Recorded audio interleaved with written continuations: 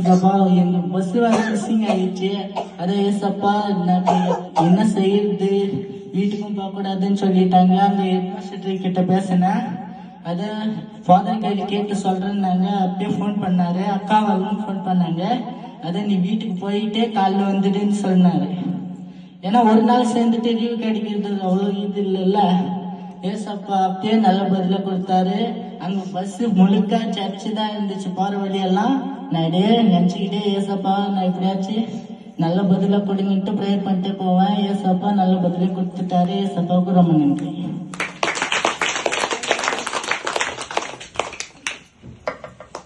ரொம்ப சந்தோஷம். உண்மையாவே எங்களுக்கும் ரொம்ப சந்தோஷம். எவ்வளவு ஒரு நம்பிக்கை இருக்கு பாத்தீங்களா ஏசப்பா மேல. எப்படியாவது எனக்கு எங்க ஏசப்பா எனக்கு உதவி செய்வாரு, என்னை படிக்க வைப்பாருன்னு நம்பினாரு. இன்னைக்கு அண்ணனுக்கு, அதுவும் மத்த பிள்ளைங்களுக்கு கிடைக்கிற சலுகையை விட அண்ணனுக்கு ரொம்ப அதிகம். பிரின்சிபல் என்னன்னா அந்த ஸ்கூல்ல வந்து ஹேண்டிகேப் பசங்களே கிடையாது இந்த ஃபாரஸ்ட் ஸ்கூல்ல. அதனால இவங்களுக்காக ஸ்பெஷலா அவங்களால எதுவுமே செய்ய முடியாது. இவங்களுக்கு டிசி கிடையாது, எந்த ஒரு சர்டிபிகேட்டுமே இல்ல. வெளியிலேயே போர்டு போட்டிருந்தாங்க, சர்டிபிகேட் இல்லாதவங்க உள்ள வரவே கூடாது, எல்லாத்தையும் 3 காப்பி எடுத்துட்டு தான் வெளில வரணும்னு. எங்களுக்கு ஒண்ணுமே இல்லை, இவனோட ஆதார் கார்டை வச்சுட்டு மட்டும்தான் அங்க போய் நின்னோம்.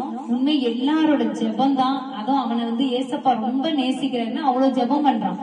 இன்னைக்கு நம்ம படிச்ச மனப்பாட வசனம் இருக்குல்ல, அது உனக்கு கரெக்டா இருக்கா? யார் அவன் நம்பினான்? கர்த்தாவே நான் உங்களையே நம்பி இருந்தேன், நான் வெட்கம் அடையாதபடி செய்யுங்கிற மாதிரி அவன் அந்த இடத்துல அவன் வெட்கமே அடைய விடல. பிரின்சிபல், அந்த ஸ்கூல் பிரின்சிபல் வந்து எங்களுக்கு அவனுக்கே தெரியும், மத்த பசங்க எல்லாம் திட்டுறாரு பயங்கரமா. என்னன்னா நீ எதுக்கா இது பண்ண, இந்த சர்டிபிகேட் இல்லாம எதுக்கு வந்த, உனக்கு எப்படி அப்ளிகேஷன் தருது, கிளம்புங்கிறாரு. நாங்க என்ன ஒண்ணுமே இல்லாம ஆதார் கார்டை வச்சு நீ போனோன்னு நாங்க போய் அங்க, அது எவ்வளவு பெரிய அவமானம் ஆயிடும் இல்லையா? ஒண்ணுமே இல்லாம சார் எங்களுக்கு ஒரு அப்ளிகேஷன் இது ஃபார்ம் கொடுங்க, ஸ்கூல்ல சேர்த்துங்கன்னா எப்படி முடியும்? ஆனா ஆண்டவர் வந்து வெட்கப்படுத்தாதபடிக்கு ஜெபத்தை கேட்டாரு. அவருக்கு நீங்க பரவாயில்ல அவனை விட்டுட்டு போங்க, சர்டிபிகேட்லாம் அப்புறமா வாங்கி கொடுங்க எல்லாருக்கும் முன்னாடி அப்படி சொல்லி இன்ன வரைக்கும் இன்னும் நாங்க சர்டிபிகேட் தரல. ஏன்னா இப்பதான் அப்ளைவே பண்ணிருக்கோம் எல்லாமே. ஆண்டவர் வந்து அது மட்டும் இல்ல, கீழே 6வது வகுப்புலாம் மாடிதான் ஸ்கூலு கிளாஸ். ஆனா தமிழ் செல்வனுக்காகவே அந்த சார் என்ன பிரின்சிபல் சார் என்ன சொன்னார்னா, இவன் கஷ்டப்பட வேணாம், இவனுக்காகவே கிளாஸையே நான் அந்த பக்கம் மாத்துறேன், மாடியே ஏற சொன்னாரா, மாடியே ஏற வேணாம், இவனுக்காகவே கிளாஸ் மேல் பக்கமே போட்டுக்கிறேன் சார், நீங்க பயப்படாம போங்கன்னாரு எங்ககிட்ட.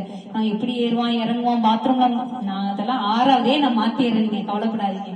அந்த அளவு ஏசப்பா அவனுக்கு உதவி செஞ்சார். ஸ்கூல்ல யாரும் முன்னாடி வைக்கப்படாதபடிக்கு ஆண்டவர் பண்ணாரு.